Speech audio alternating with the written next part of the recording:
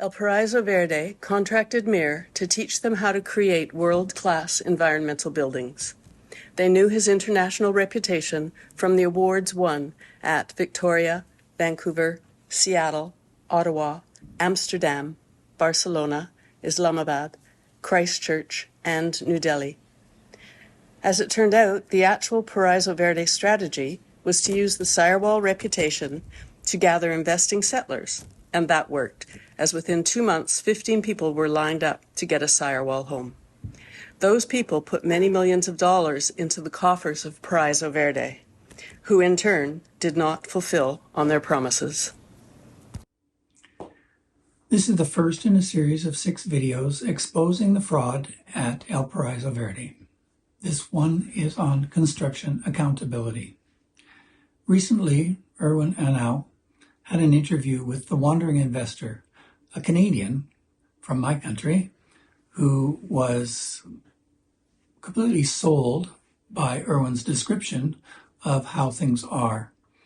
And I'm about to tell you that they're not the way that he represents. In this video, I'll be talking about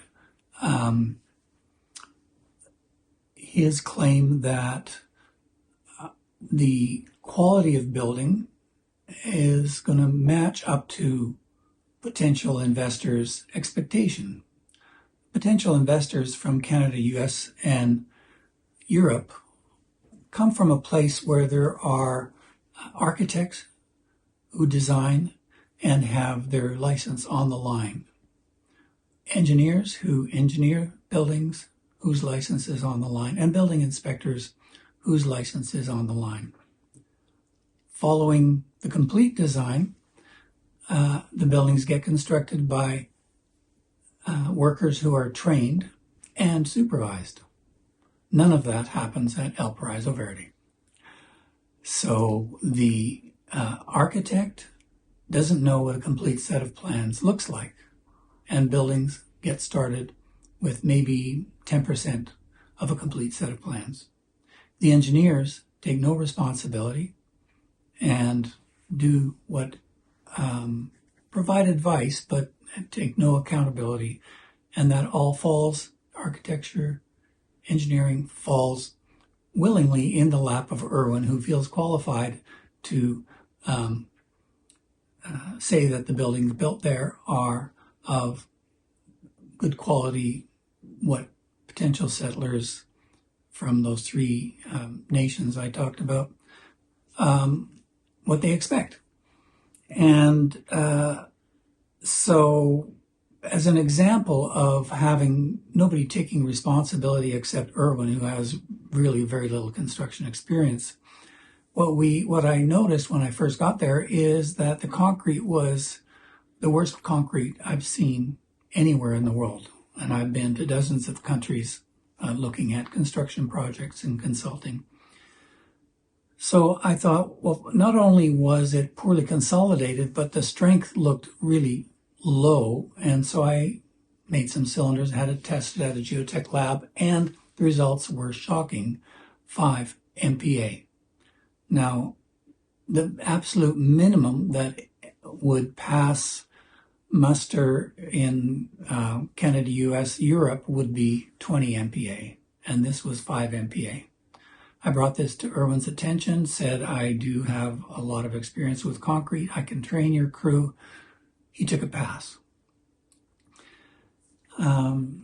The foundations, the concrete foundations, are placed on a clay platform that has been rolled out and compressed.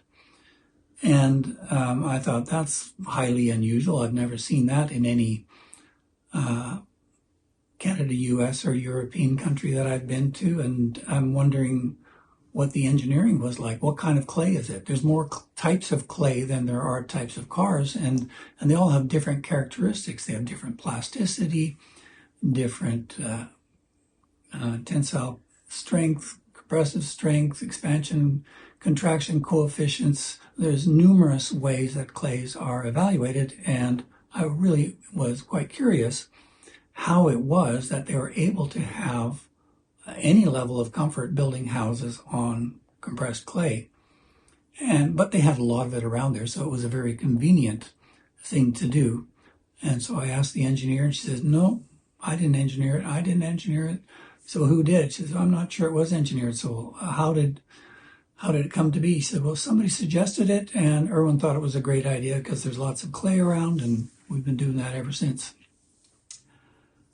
So that is how things go. That's not what the settlers who come are expecting. And there are problems that happen with such buildings and are starting to show up. So